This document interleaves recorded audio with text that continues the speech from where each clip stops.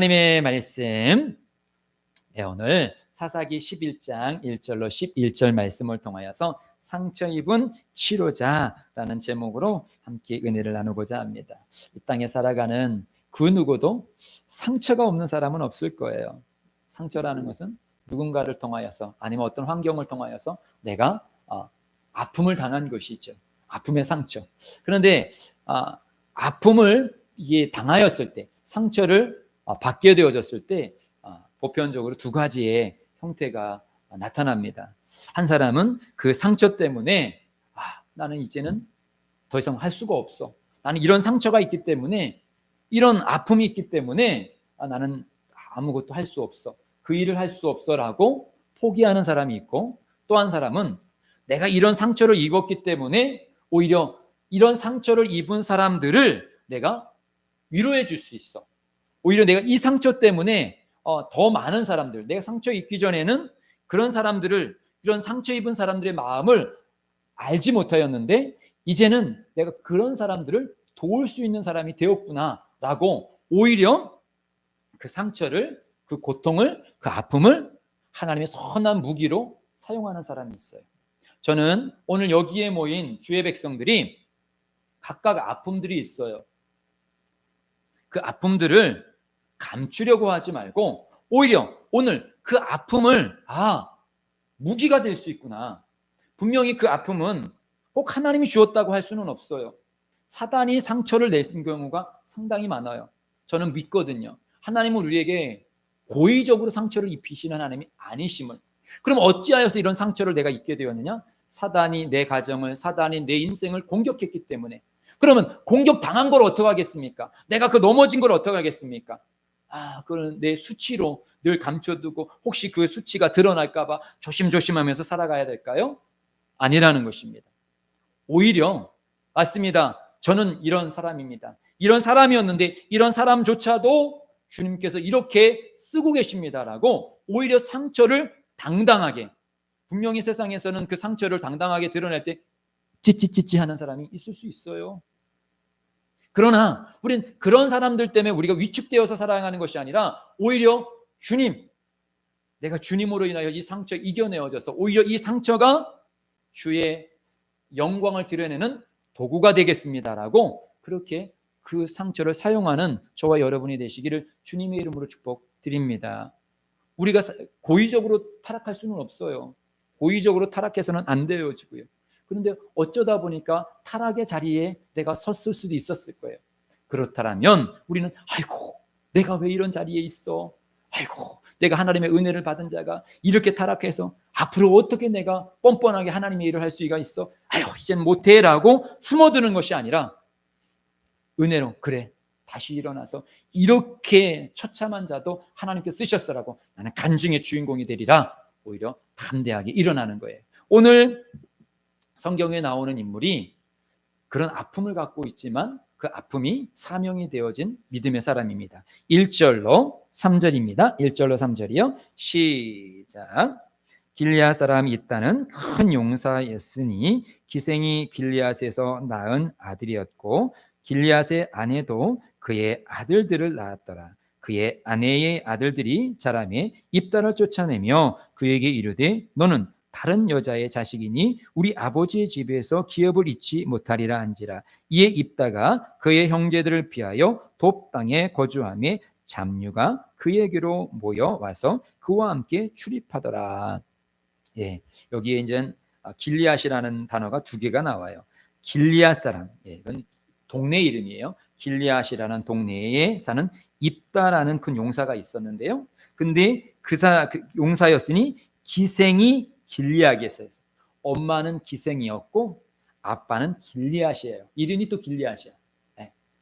길리앗.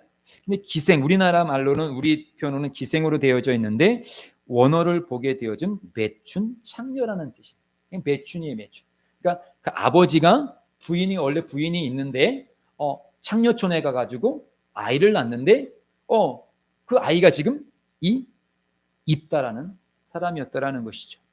사실 제대로 된 한 남자와 한 여자 속에서 가정에서 태어나도 사실 순서에 따라서 조금 차등이 있는데 이것은 쉽게 말하면 홍길동과 같은 거죠. 홍길동. 예. 첩의 자녀인데 그 첩도 그냥 건전한 첩이 아니라 창녀예요. 창녀. 창녀에게서 난, 그러니까 어디서 그 자기 자신을 드러내기가 참 부끄러운 것이죠. 그렇게 자기의 출생의 비밀이 있어요. 거기에다가 이제는 어찌되었든 아버지가 그 아들을 맡게 되어졌어요.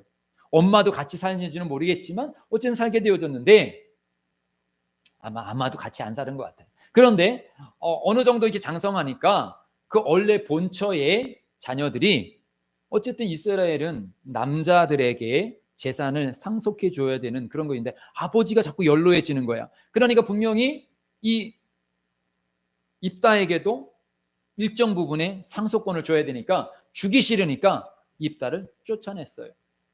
결국은 집에서 쫓겨났어요.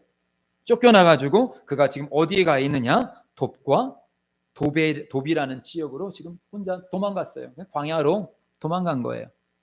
그런데 그때 어떤 일이 일어나냐? 거기 쫓겨났는데 잡류, 이 잡류라는 것은 이런 사람 저런 사람, 뭐 건달들, 뭐 거지들, 상처 입은 사람들, 그 잡류들이 그에게 몰려드는 거예요. 이 장면은 사무엘상 22장에 다윗의 모습과 비슷해요. 다윗이 사울의 낯을 피하여서 이곳저곳 도망가다가 그가 아굴람 굴에 숨어 살고 있었을 때가 있어요. 그랬을 때 그 소식을 들었던 여러 사람들, 뭐 건단들, 깡패들, 쫓겨난 사람들, 거지들, 이 사람들이 확 모였는데요. 결국 이 사람들이 이스라엘을 세우는 다윗 왕국을 세우는 개국 공신이 되어지는 것을 보게 돼요. 다윗의 오른팔과 왼팔 역할을 하면서 다윗 왕국을 세우는 일꾼이 되어진 것처럼 지금 이 입다에게도 이 잡류들, 군인들이 아니에요. 똑똑한 사람들이 아니에요. 상처 입은 사람들이 다 모였어요. 그 사람들이 입다와 함께하는 거예요. 같이. 그러니까 입다도 마음이 아픈 사람이고 상처를 아픈 사람이니까 그런 사람들을 보듬을 수 있었다라는 것이죠. 만약에 똑똑하고 잘 배우고 그렇다는 사람은 나는 저 사람들이랑 상대할 사람이 아니야 하면서 거리를 뒀을 텐데, 자기도 그런 아픔이 있는 사람이기에 그런 사람들을 보듬으니까 그런 사람이 점점 늘어나서 한 군대가 되어진 거예요.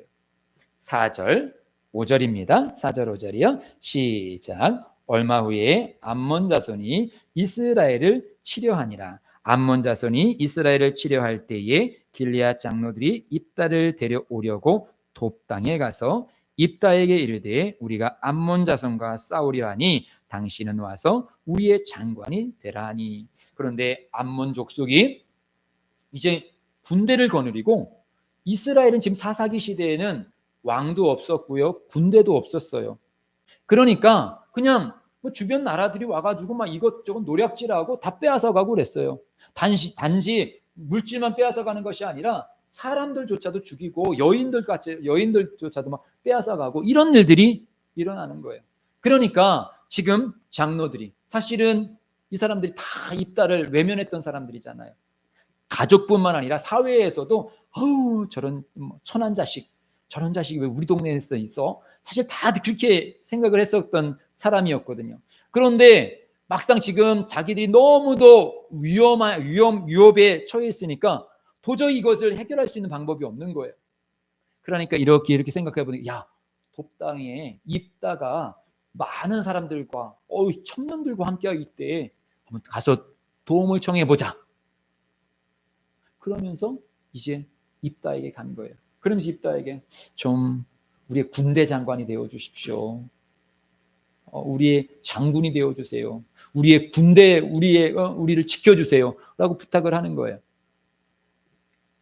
그때 우리 7절로 8절입니다. 한예일도 성경 보고 7절로 8절 시작. 입다가 길리앗 장로들에게 이르되 너희가 전에 나를 미워하여 내 아버지 집에서 쫓아내지 아니하였느냐? 이제 너희가 환난을 당하였다고 어찌하여 내게 왔느냐 아니라. 그러므로 길리앗 장로들이 입다에게 이르되 이제 우리가 당신을 찾아온 것은 우리와 함께 가서 암몬 자손과 싸우게 하려 함이니 그리하면 당신이 우리 길리앗 모든 주민의 머리가 되리라. 아멘.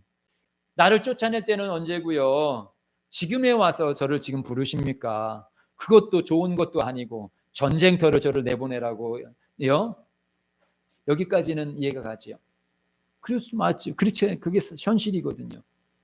그런데 입다는 그렇게 말을 하고 안 돼요. 내가 괜히 왜 그 전쟁터에 가서 내가 죽어야 돼요? 죽을 수도 있잖아요. 싫어요. 라고 거절할 수 있는데 사실은 수용을 합니다. 그리고 그는 지금 이제 사사의 길로 걸어가는 거예요. 근데 중요한 것이 있어요. 우리가 사사기를 쭉 읽다 보게 되어지면 하나님께서 사사를 부를 때 꼭 이런 말들이 있어요. 여호와의 영이 임하니라. 그래서 여호와의 감동으로 그가 순종하게 되어져요. 근데 입다를 쭉 보게 되어지면 입다에게는 그런 표현이 없어요. 지금 바로 이 장면처럼 입다에게 여호와의 영이 임하지 않았는데 지금 장로들이 찾아와 가지고 우리의 군대 장관이 되어 주십시오라고 부탁을 하게 되어져요. 그리고 나서 입다가 이제 순종하게 되어져요. 그리고 사사로 가게 되는데 성경은 분명히 이렇게 말씀하고 있습니다. 히브리서 11장 32절이요. 시작. 내가 무슨 말을 더하리요? 기드온, 바락, 삼손, 입다, 다윗 및 사무엘과 선지자들의 일을 말하려면 내게 시간이 부족하려라. 지금 여기에 입다 이름이 있죠. 이들이 사사다, 믿음의 사람이었다 라고 성경은 분명히 기록하고 있어요. 아니 주의 영이 임하갖고 야 너는 사사로 부름받았어. 그 일을 감당해야 돼 라고 그렇게 받은 것도 아닌데 사람들이 부탁해서 그렇게 내가 지금 사사 일을 했는데 이것은 내가 원해서 된 거잖아. 그러니까 나는 부름받지도 않았는데 내가 원해서 한 거야. 나는 내 욕심 때문에 한 거야. 사단이 오늘 우리들에게도 그렇게 속삭여요. 우리 권사님들이 권사의 직분을 받을 때 우리 사모가, 이종이, 우리 자녀들이 하나님을 만나게 되어졌을 때 사랑하는 딸아 너는 나의 종이 되어라 이런 큰 감동으로 받으신 분도 있을 수 있어요. 그런데 어떤 분은 그런 감동이 없이 교회를 착실하게 다니다 보니까 목사님이 인정해 주셔서 직분을 받게 되어졌고 직분을 받고 이렇게 하다 보니까 내가 또 어떤 그런 직분의 자리, 목사의 자리 그런 자리에 세워질 수도 있어요. 그러다가 어떤 어려움이 당했을 때 우리가 느끼게 되어지는 감정이 무엇이냐?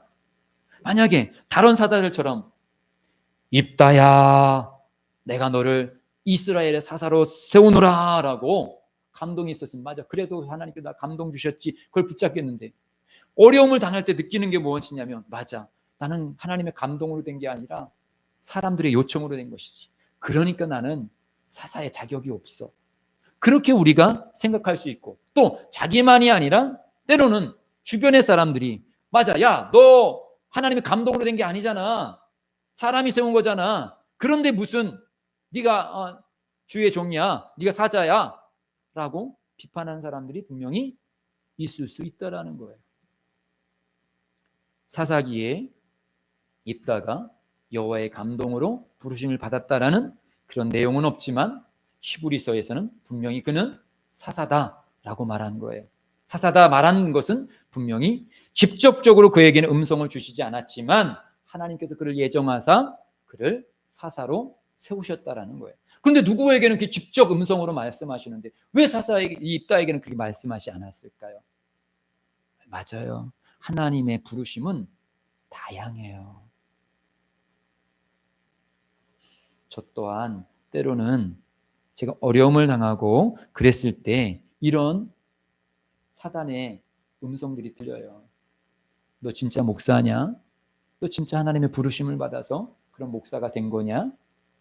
네가 어쩌다 보니까 이렇게 된 거 아니냐? 라는 그런 속삭임들이 있어요. 네가 정말 목사였으면 지금 목회 형편이 이렇게 했느냐? 네가 거짓 목사니까 이렇게 목회가 어렵고 가정이 힘든 것이 아니냐? 라고 속삭일 때가 있어요. 그것이 우리들의 상처가 되어지죠. 비록 내가 그런 확신은 없었으나 내가 막 목회자로 딱 불러가지고 막 목회가 막 승승장구하고 막 그래. 그러면 역시 내가 선명한 음성은 듣지 못하였지만 하나님이 부르신 게 맞아. 그렇게 할 텐데 이거 어려움을 당하면 그런 것들이 막 생각이 들 수 있어요. 그러나 제가 새벽 예배 때도 종종 말씀을 드렸지만 합력하여서 선을 이루시는 하나님. 우리는 분명히 저는 지금도 그렇고 절차를 참 중요시 여겨요. 교회가 절차를 무시해서는 안 돼요. 그러나 이 한국 교회가 참 절차를 무시하는 일이 참 많아요.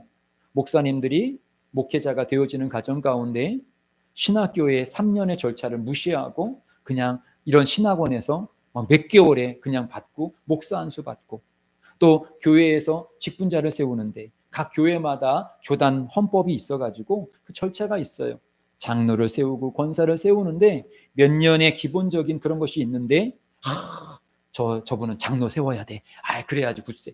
자기 교회에 다닌 지 한 1, 2년밖에 안 됐는데도 불구하고 그냥 그 사회적인 위치가 있다고 막 장로를 세우고 그러는 경우가 있어요. 그러면 내가 정말 장로가 되어졌어요. 어떤 사람이 목사님이 막 해가지고 나는 아직 장로감이 아닌데도 불구하고 아이고 장로님 되셔야지 해가지고 막 해가지고 세웠어. 근데 장로가 되어져 가지고 정말 오히려 더 막 어려움을 당하고 막 그래. 그랬을 때 어때요? 나는 장로 직분 받을 사람이 아니었는데 이렇게 장로 직분을 받아가지고 어려움이 생기는구나. 이제 장로 직분 내려놔야지. 내려놔야 될까요? 아니요. 주님은 거기서부터 또 다시 일하셔요. 거기서부터 그래. 저는 그래서 이 분의 간증이 생각나요. 그 장로님의 그 이름이 지금 생각이 안 나는데 제가 설교 중에도 몇 번 말씀을 드렸었는데 이 장로님과 이 권사님은 이 내적 치유 사역자들이에요. 두 부부가.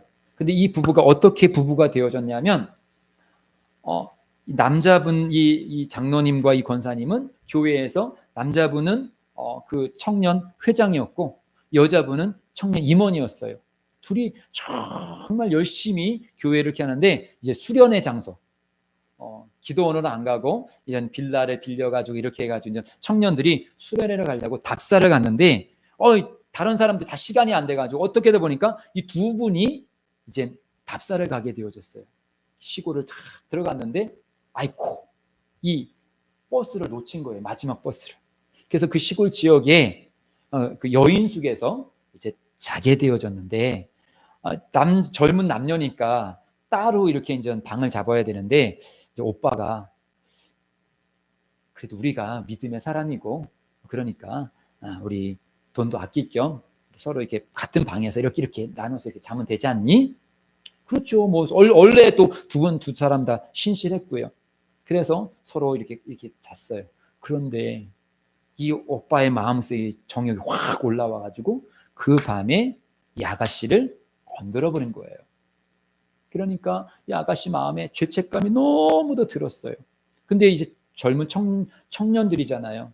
근데 이 사람도 이 남자도 막상 그렇게 하니까 또 죄책감이 너무도 크고 두 사람 다 죄책감이 있으니까 사실은 이 여자 아가씨도 다른 마음에 드는 오빠가 있었거든요.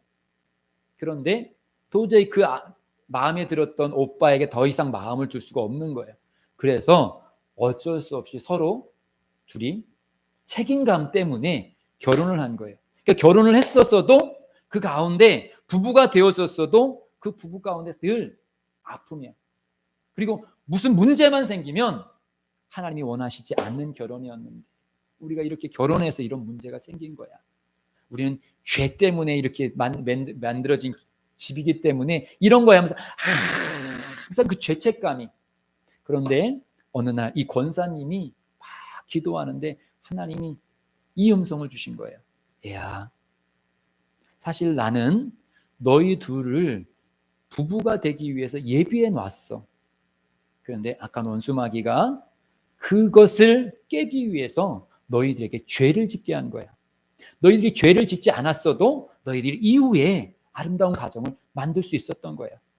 그러니까 이제 내가 예비한 가정인 것을 네가 기억하고 이 가정, 오히려 너희들이 받은 그 상처를 간증할 수 있고 그런 아픈 가정들을 위로할 수 있는 그런 부부가 되렴라고 그 응답을 받고, 아, 그렇구나. 사실은 주님께서 세우려고 한 건데, 우리 권사님들이, 우리 여기 있는 직분자들이, 사실은 그 아까 예를 들었던 어떤 그런 장로님들이 절차를 통하여서 분명히 하나님께서 장로를 세우고 싶었는데, 또 어떤 목사님은 절차를 통해서 목사로 세우고 싶었는데 자기가 성급해서, 악한 원수막이 자꾸 우리를 충동하거든요.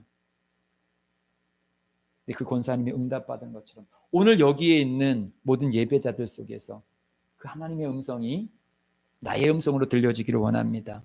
혹 우리가 그런 절차를 무시한 가운데 세워졌다면 회개해야 되겠죠. 그러나 분명한 것은 지금 그러면 하나님이 원하시지 않는 결혼을 했기 때문에 이혼을 해야 될까요? 하나님이 원하시지, 내가 응답도 받지 않았는데 직분을 받았으니까 오늘 다 직분을 내려놓고 이제 그렇게 살아가야 될까요? 목사를 포기해야 될까요? 아니요. 다시 그 자리에서 무릎 꿇고 하나님 앞에 회개하고 하나님의 뜻을 구하게 될 때 합력하여 선을 이루시는 하나님께서 오늘 그 직분자를, 입다가 지금요 어떤 문제가 해결된 게 아니에요. 형제들 간에 문제가 해결되거나 막 성령 충만하거나 그것이 아니에요. 그는 지금 상처 입은 그 상태예요. 그럼에도 불구하고 지금 내가 해야 될 위치가 있는 거야. 지금 이 나라가 어려워요. 내가 그런 선명한 부르심을 받지 않았다고 해서 팔짱 끼고 있을 자리가 아니란 말이죠. 그러니까 그는 순종하며 나가요. 근데 그 순종하며 나갈 때 어떻게 나가느냐? 그는 믿음으로 나가는 거예요. 이 모든 가정 가운데 하나님께서 함께 하심을 믿음으로 나가는 거예요. 그래서 창세기 50장 욥의 고백이에요. 욥의 고백이나 지금 입다의 고백이 같아요. 창세기 50장 20절로 21절 말씀을 함께 읽겠습니다. 시작. 당신들은 나를 해하려 하였으나 하나님은 그것을 선으로 바꾸사 오늘과 같이 많은 백성의 생명을 구원하게 하시려고 하셨나이다. 당신들은 두려워하지 마소서. 내가 당신들과 당신들의 자녀를 기르리이다 하고 그들을 강곡한 말로 위로하였더라. 예, 분명히 이 요셉의 형들이 요셉을 팔아먹고 죽이려고 했던 건 죄예요. 그것이 합당하게 될 수는 없어요. 우리들이 어떠한 것들 하나님께서 응답을 주시기 전에 움직인 거는 분명히 죄예요. 근데 우리들이 성급한 것들이 꽤 있어요. 그런데 하나님은 그 가운데서도 형들은 죄를 졌지만 그 가운데 하나님의 선하신, 그러니까 하나님이 그것을 선으로 바꿔주시더라는 거예요. 아까 말씀드렸듯이 그 장로님과 권사님, 그들이 그 밤에 행하였던 그 장로님의 그 남자 청년의 그 행위는 분명히 잘못된 거예요.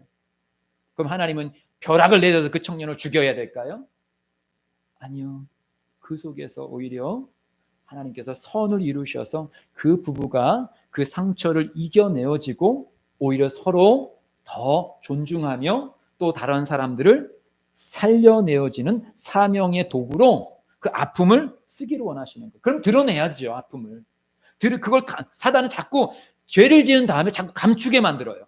더 썩게 만들어요. 못 일어나겠는데 그런 죄인이 어떻게 다른 사람 앞에서 설교할 수 있어? 간증할 수 있어? 창피한 줄도 모르냐? 하면서 자꾸 숨게 만들어요. 근데 하나님은 뭐라고 말씀하시냐? 그것을 선으로 바꾸자. 형들의 행위를 선으로 바꾸어서 오히려 요셉만 세우는 것이 아니라 형들의 과정들. 그래서 요셉의 형들이 다 12지파의 지파장이 되는 거잖아요. 하나님의 역사의 주역이 되어지는 거잖아요.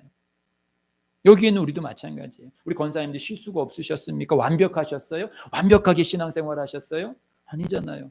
어떤 결정을 내릴 때 실수한 것도 있고, 때론 그래서 그런 실수한 것들이 내가 그때 그렇게만 안 했으면 내가 이렇게 우리 가정이 이렇지 않을 텐데 라고 할 것. 거기에 더 이상 얽매이지 마세요. 그럼 끊어버려야 돼요. 그래, 그런 실수가 있었으니까 내가 지금 여기에 위치해 왔지. 이제는 그 실수가 간증의 도구가 되리라. 다른 사람들이 중에서도 분명히 그런 실수나 아픔 때문에 좌절하여서 신앙생활 더 이상 올라가지 못하는 사람들이 있을 때, 그때 나는 오히려 그런 사람들을 향하여서 간증하리라. 저는 우리 자녀들이 사춘기를 넘어가는 모습들을 보면서 때론 많이 아파요. 왜냐하면 저는 그런 사춘기가 있었겠지만 방황은 안 했어요. 오히려 저는 어렸을 때 초등학교 6학년 때 집을 나와가지고 어떻게 하면 부모님을 정말 기쁘게 해드릴까. 또 저희 어머니가, 저희 아버지가 제 초등학교 3학년 때 큰형님을 생째박이를 그렇게 죽음 가운데로 내보내고 나서 그렇게 처절하게 울며 고통스러워하는 모습을 보면서 내 평생 정말 부모님 앞에 아픔을 줘서는 안 되겠다라고 그렇게 다짐하면서 어찌 오히려 사춘기 때 더 부모님 앞에 어떻게 하면 아프지 않게 해드릴까 그렇게 했는데 요즘 시대에 우리 아이들의 사춘기들 그러면 저도 사실 아파요. 그런데 믿음의 눈을 바라보는 거예요. 나는 그런 사춘기를 겪지 않았기 때문에 내가 보는 시야가 요 정도라면 우리 아이들이 사춘기를 겪어서 그 사춘기 속에서 겪었던 그런 세상의 것을 보면 나보다 더 많은 것을 볼 수 있겠구나. 내가 더 기도해 주어서 그가 예수님 뜨겁게 만나서 내가 보지 못했던, 내가 감당하지 못한 사역까지도 그가 감당할 수 있겠구나. 저는 저희 아이들을 그렇게 바라봐요. 가슴이 아픈 것도 있지만 또 다른 것은 이 아이가 그것을 잘 이겨내게 되어지면 더 큰 일을 감당할 수 있겠구나. 할렐루야. 이것이 주님이 일하심이에요. 그래서 오늘 상처 입은 치유자가 이거예요. 상처가 있는 거예요, 그대로. 입다도 상처가 그대로 있는 거예요. 나섰다고 해서 다시 출생의 비밀이 바뀌어집니까? 쫓겨났던 것이 바뀌어집니까? 지금 막 거짓대들이 막 모여가지고 진짜 오합지졸인 거예요, 사실은. 그런데 그런 오합지졸의 사람들이 이 사사로서 그 나라를 지키는 일꾼이 되어지는 거예요. 하나님께서 똑똑한 사람, 잘난 사람, 잘 배운 사람, 그 사람을 통해서 일하는 게 아니에요. 지금도 마찬가지예요. 정말 똑똑한 사람, 잘한 사람들이 이 땅을 이끌어가나요? 이 세대는 그래요. 우리나라의 기업의 총수들 보세요. 그 사람들이 많이 배우고 똑똑한 사람들이 아니었어요. 저는 제 친구는 지금도 매달마다 저에게 용돈을 주는 친구가 있어요. 저를 순복음교회로 이끌어준 친구예요.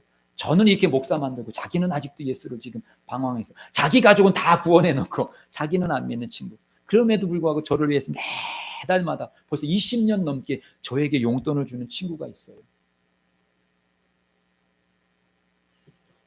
근데 그 친구를 이렇게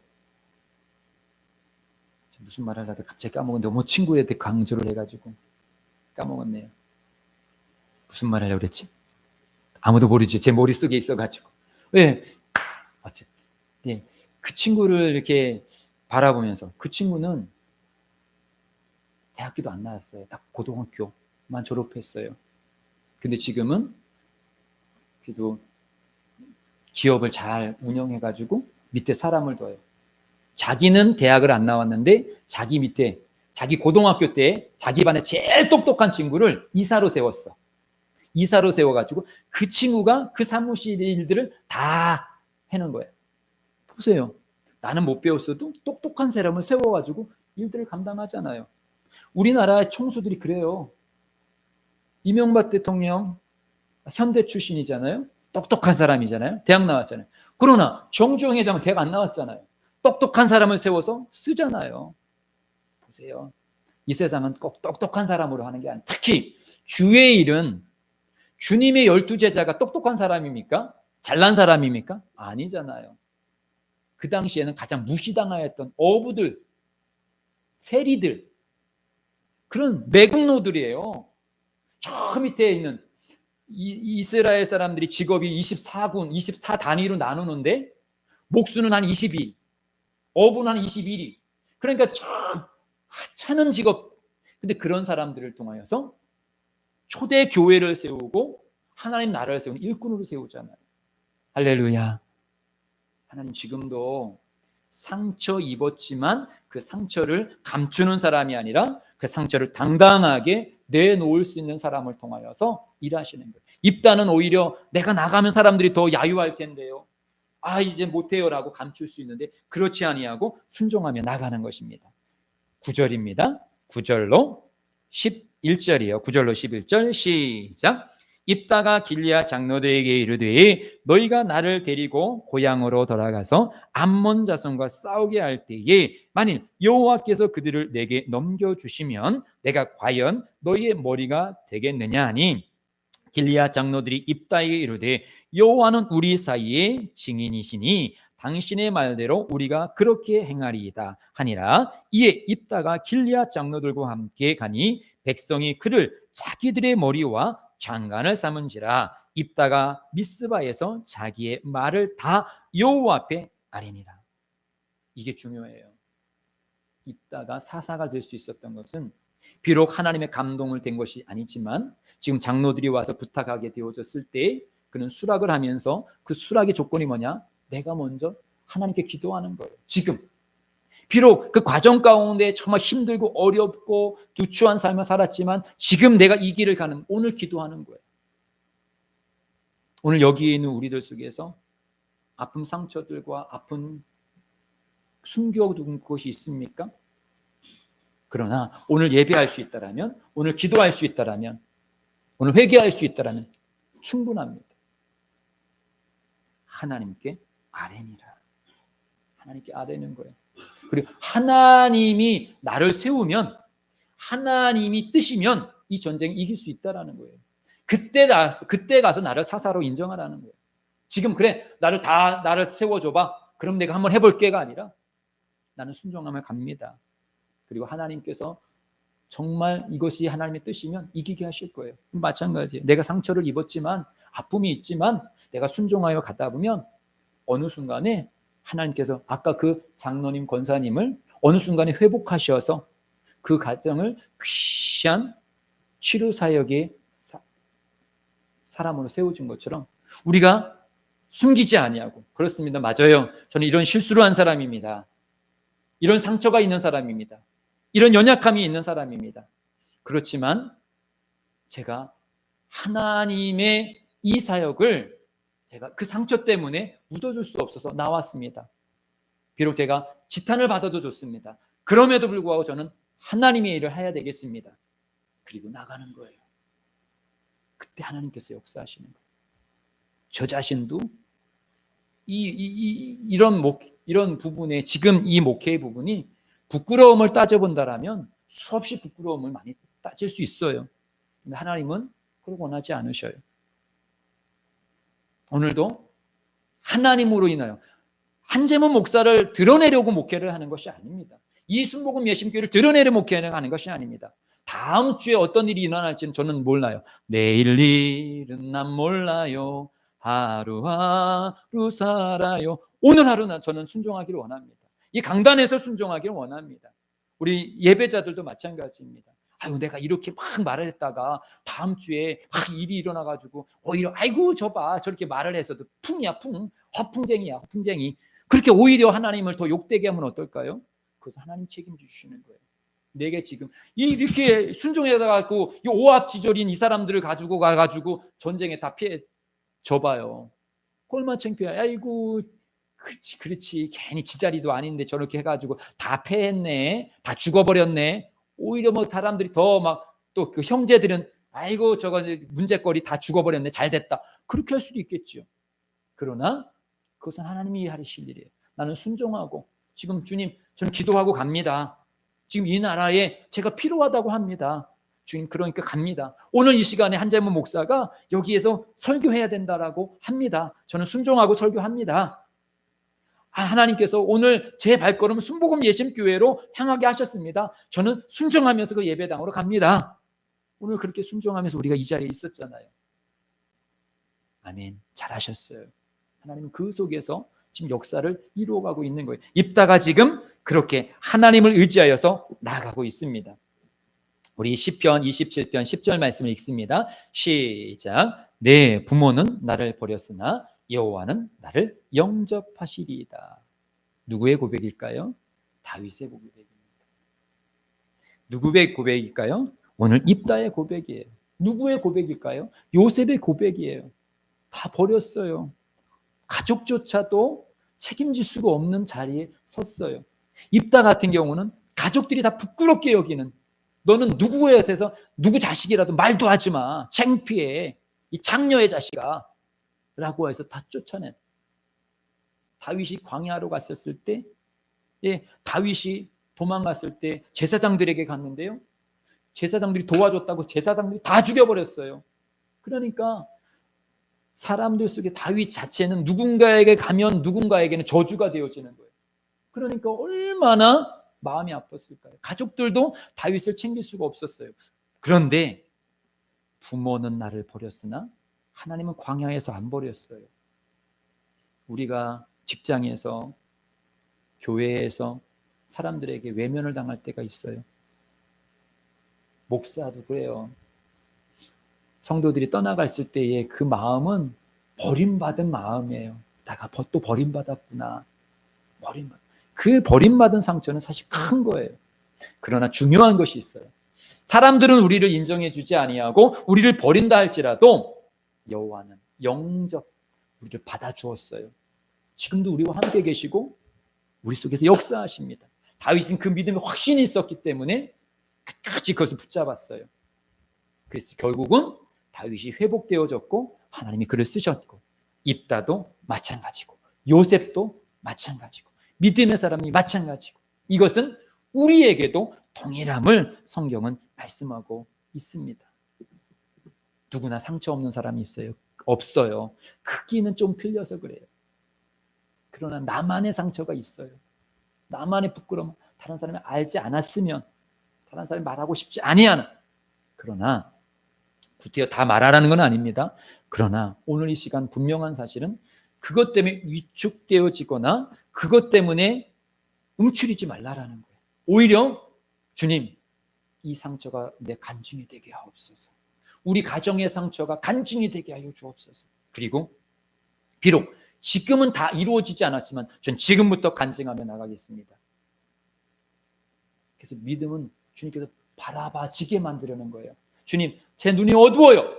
믿음의 눈을 열어지게 하여 주셔서 믿음의 눈으로 바라보고 나가게 하여 주시옵소서. 당장은 지금 현실밖에 보이지 않지만 주님, 믿음으로 내 자녀를 축복하시는 주님을 바라보고 내 교회를 축복하시는 주님을 바라보고 무엇보다도 천국에서 주님께서 잘하였다, 착하고 충성된 종이라고 일컬으는 주님을 바라보며 오늘 당당하게 나는 예수를 간증하며 나가겠습니다라고 간증하며 나가게 되어졌을 때 분명히 주님께서 일을 행하십니다. 할렐루야. 저는 늘 그 주님을 바라봐요. 그렇기 때문에 오늘도 이렇게 담대하게 말씀을 증거할 수가 있었습니다.